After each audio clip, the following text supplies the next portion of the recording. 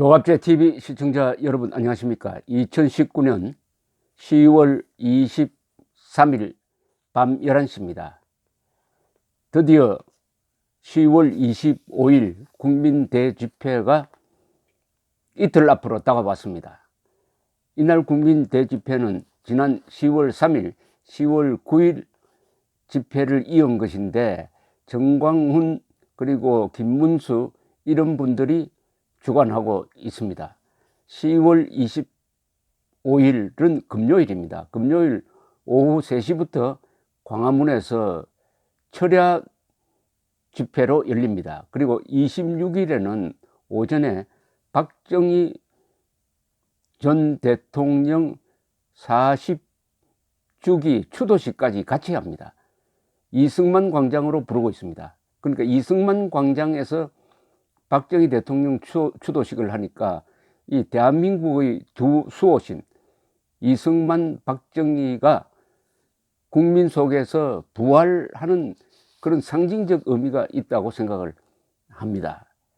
이날 집회가 성공을 할 것이란 예감은 10월 3일, 10월 9일을 거치면서 국민들 사이에서 공포감이 사라지고 있습니다.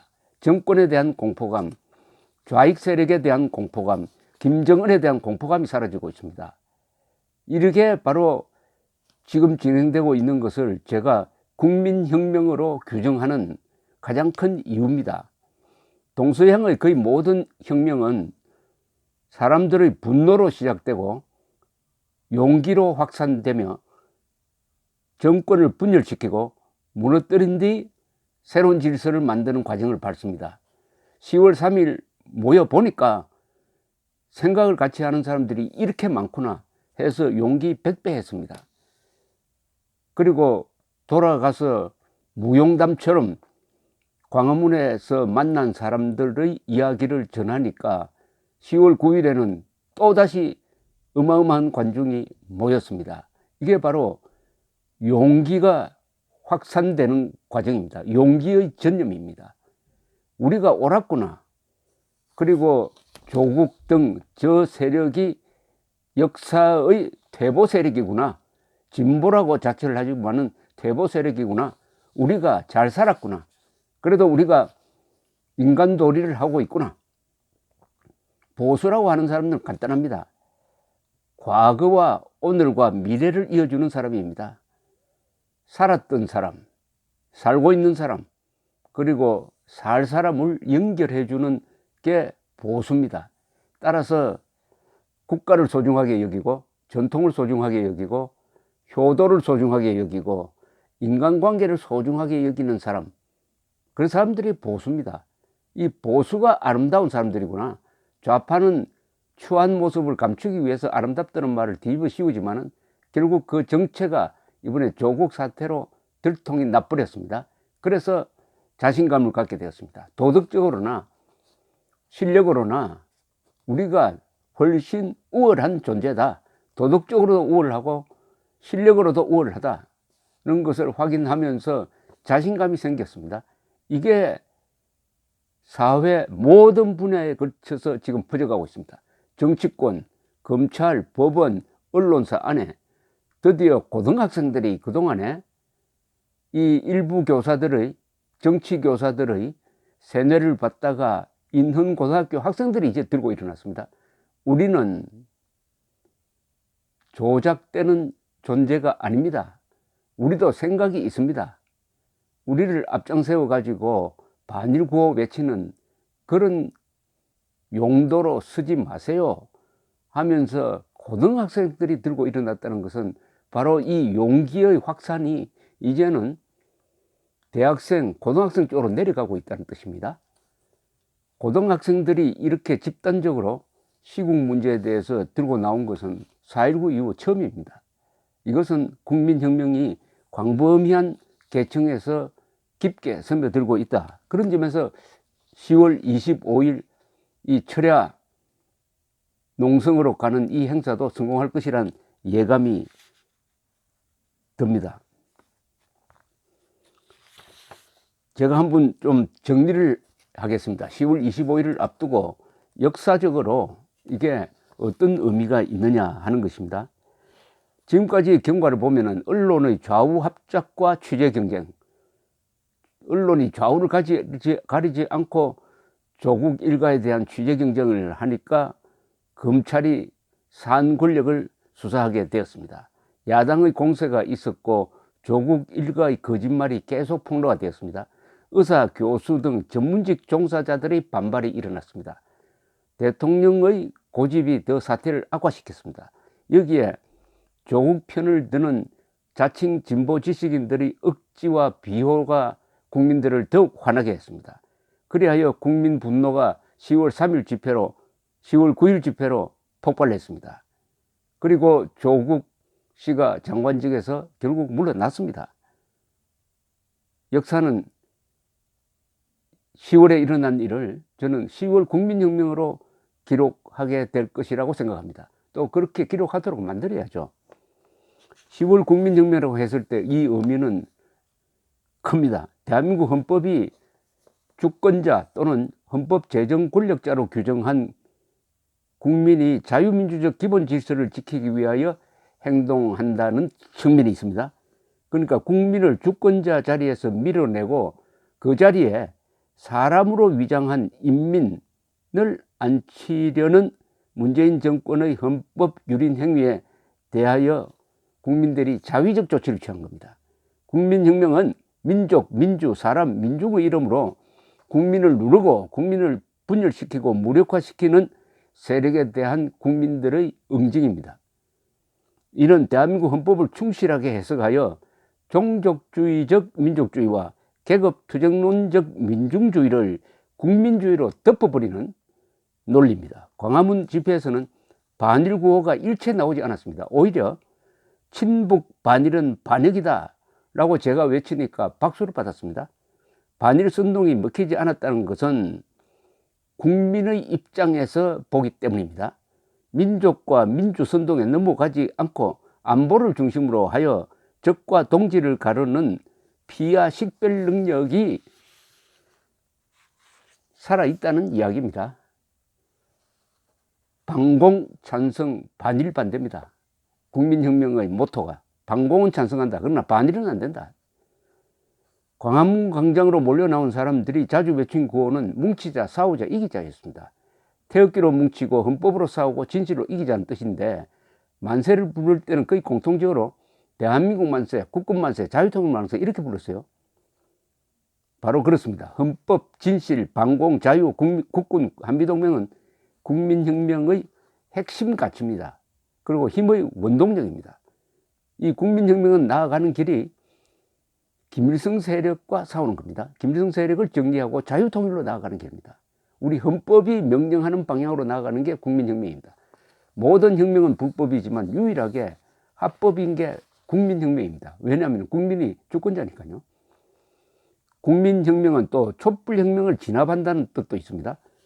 문재인 대통령은 선거로 집권한 뒤에 표변해가지고 촛불혁명으로 정권을 잡았다고 하면서 혁명정권 흉내를 냈습니다. 이제 우리는 국민혁명의 기초로서 촛불혁명이 내세우는 반헌법적, 반국가적, 반일, 반미의 정체를 폭로를 하고 촛불혁명의 논리를 국민혁명으로 꺾을 수가 있습니다. 촛불이 근거하는 것은 헌법이 아니에요. 선동이에요. 그리고 억지예요. 거짓이에요. 그리고 북한 노동당 정권과 통하고 있습니다. 우리는 한미일 동맹과 통하고 있습니다. 세계의 문명국가와 통하고 있습니다. 문명 대 야만입니다. 국민혁명은 문명입니다. 촛불혁명은 반문명입니다. 국민혁명 세력의 행동윤리라고 할까요? 이것은 사실은 별로 새로울 게 없어요. 왜냐하면 대한민국 헌법에 규정된 국채인 반공자유민주주의를 재확인하고 이를 반역자와 사기꾼들로부터 지키려는 것입니다. 혁명 주체는 한국의 정세를 자유통일 세력 대 공산통일 세력으로 봅니다. 이승만 세력 대 김일성 세력의 구도로 본다는 뜻이죠. 결국 한반도는 아직도 이승만 세력, 즉 자유민주 세력과 김일성 세력, 공산 독재 세력의 대결이 이루어지고 있습니다. 문재인 정권은 최소한으로 잡아도 자유통일 방해 내지 포기 세력입니다. 최대치로 잡으면은 적화 통일 세력으로 볼 수 있는 면도 있습니다.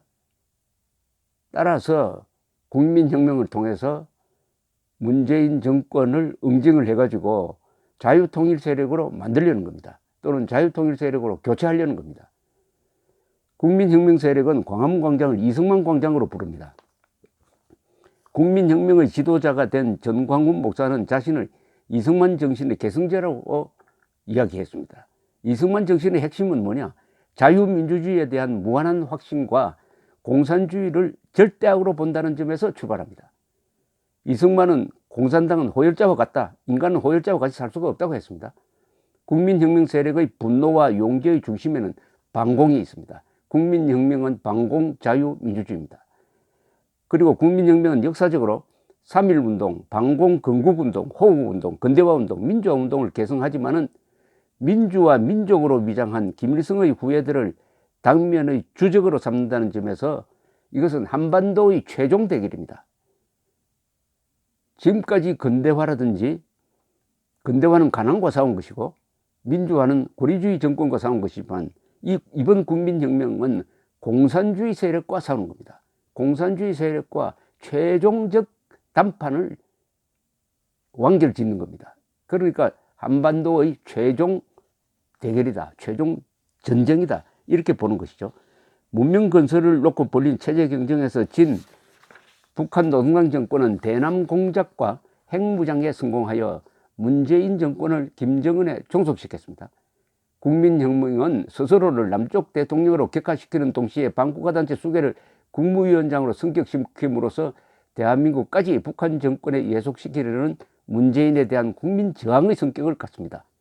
문재인이 민족, 민중, 사람의 미명으로 국민, 국가, 국익, 국군, 국채를 형해화하는 데 대한 국민의 저항이고 응징이 바로 국민혁명입니다. 계급투쟁론으로 국민주의를 부정하는 문재인 세력을 국민혁명을 통하여 무력화시키는 과정에서 우리가 나라의 주인이라는 국민의식과 국민의 민족, 민중, 인민보다 우월한 가치임을 확인하게 될 것입니다. 이는 국민국가가 정신적으로 완성된다는 뜻입니다. 무승부로 끝난 한국전을 승리로 결정짓고 자유통일로 가는 길을 연다는 점에서 한반도의 최종 전쟁인 것입니다. 우리가 지금 벌이고 있는 이 국민혁명의 역사적 의미입니다. 그리고 국민혁명은 무엇보다도 개인의 자유와 자유를 바탕으로 합니다. 헌법과 진실에 기초하므로 지역, 종교, 계급을 초월할 뿐 아니라 헌법 제10조에 따라서 개인의 존엄성을 최고의 가치로 여깁니다. 국민 모두가 참여자이고 동시에 지도자입니다. 국민은 개인의 집합제이지 개인을 종속시키는 개념이 아닌 것입니다. 국민과 개인은 서로 상호 보완 관계인 것입니다. 그리하여 이 국민혁명의 저력은 대한민국이 건설한 거대한 문명에서 나오고 있습니다. 문명의 반격이 국민혁명의 본질입니다. 지난 70년간 국민들이 자유의 위대한 생산성을 발휘하여 건설한 제도, 법치, 군대, 과학, 기술, 기업 등 그리고 전문가 집단, 민주, 시민의식 이런 것이 총동원되어 가지고 김일성 세력, 김정일 세력, 김정은 세력 그리고 문재인 세력과 대결합니다. 다만 총을 들지 않고 민주적 방식으로 투쟁합니다. 민주주의가 느리지만은 종국에 가서는 선이 악을 이긴다는 것을 믿고 민주주의를 할 수밖에 없습니다. 라고 부르짖었던 이승만 대통령의 유언을 우리가 실천하고 있습니다. 그런데 이 국민혁명은 또한 자유가 살아있을 때 자유를 지키는 운동이기도 합니다. 자유를 잃은 다음에 자유를 되찾으려면 무수한 목숨을 바쳐야 하지만 아직은 언론의 자유가 있고 집회의 자유가 있고 사유재산권의 자유가 있고 선거의 자유가 죽지 않은 한국은 부지런하기만 하면은 자유를 지킬 수 있습니다. 모든 사람이 용감할 필요는 없어요. 열심히 거리와 광장으로 나오면은 그 머릿수로서 지킬 수 있다. 그러니까 열심으로 싸우자 이겁니다. 열심으로 싸우자. 용감하게 싸우는 사람은 소수입니다. 그러나 모든 사람이 열심히 할 수는 있습니다. 게으름 부리는 우파는 우파가 아니란 이야기죠. 거리와 광장에 나와 본 적이 없는 우파는 나중에 부끄럽게 될 것입니다. 그러니까 국민혁명의 승패는 거리와 광장으로 쏟아져 나오는 국민들의 머릿수로 결정될 것입니다. 머릿수. 그러니까 우리가 10월 25일에 많이 와야 됩니다. 다 모여야 합니다. 그럴 수 있는 사람은 다 나와야 합니다. 그리고 데리고 나와야 합니다.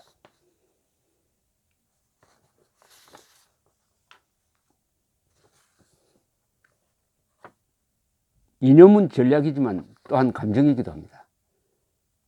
우연과 본능의 결합이 역사의 결정적 순간을 만들어낸다고 합니다. 우연과 본능이라는 것은 분노죠. 우연은 이 세상 만사가 자그마한 데서 일어난다는 뜻입니다. 조국 사태가 이렇게 커질 줄 누가 알았습니까? 이것은 신이 우리를 돕고 있다는 뜻입니다. 비스마르크는 이렇게 이야기를 했습니다. 독일 통일을 이룩한 비스마르크는 정치가는 대세를 만들지 못하며 국민이 만들어낸 대세를 이용할 뿐이다. 지금 한국에서는 국민이 대세를 만들고 있습니다. 그러니까 정치권은 그대로 두고 우리 국민이 거리로 나와서 주인된 입장에서 대세를 만드는데, 이 대세의 핵심은 뭐냐? 여론을 바꾸는 겁니다. 여론이 지금 바뀌어지고 있습니다. 보수층이 커지고 있고요. 자칭 진보층은 줄어든 만큼 중도층이 커지고 있습니다. 이 중도층을 우파와 연결시켜야 합니다. 그래서 좌파를 소수로 전락시켜야 합니다. 좌파 또는 문재인 지지도가 10% 이하로 떨어지도록 노력해야 합니다. 그렇게 하려면 25일 집회와 같은 성격의 집회가 계속되어야 합니다. 10월 25일은 어떻게 보면 중간 단계지, 이게 끝도 아닙니다. 국민혁명의 끝은 언제 되느냐? 내년 총선에서 반대한민국 세력을 몰락시키고, 그리고 2020년으로 예정된 대통령 선거에서 이기고, 자유진영이 이기고, 그 길로 자유통일 세력으로 뭉쳐가지고 북한 노동당 정권을 해체하고, 평화적으로 해체하고, 헌법 1조, 3조, 4조가 명령하는 한반도 전체의 자유통일을 이룩하는 것입니다. 북한 노예 해방인 것입니다.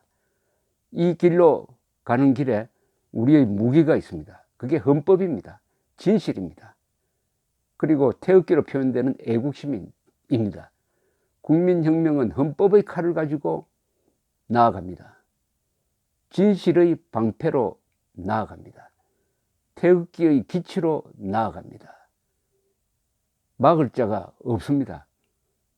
헌법의 칼은 다시 칼집으로 들어가기 전에 북한 노동당 정권을 처리하고 자유통일을 이룰 때까지 헌법의 칼을 계속 들고 있어야 합니다. 10월 25일 오후 3시부터 그 다음날 새벽까지 이루어지는 이 행사가 바로 역사를 만드는 겁니다. 우리가 역사를 만드는 겁니다. 국민혁명은 국민이 지금 이 순간 역사를 만들고 있다는 이야기입니다. 역사를 창조하고 있다는 이야기입니다. 역사의 주역이 된다는 이야기입니다. 10월 25일 광화문으로 나오시는 분들은 역사를 만드는 분입니다. 감사합니다.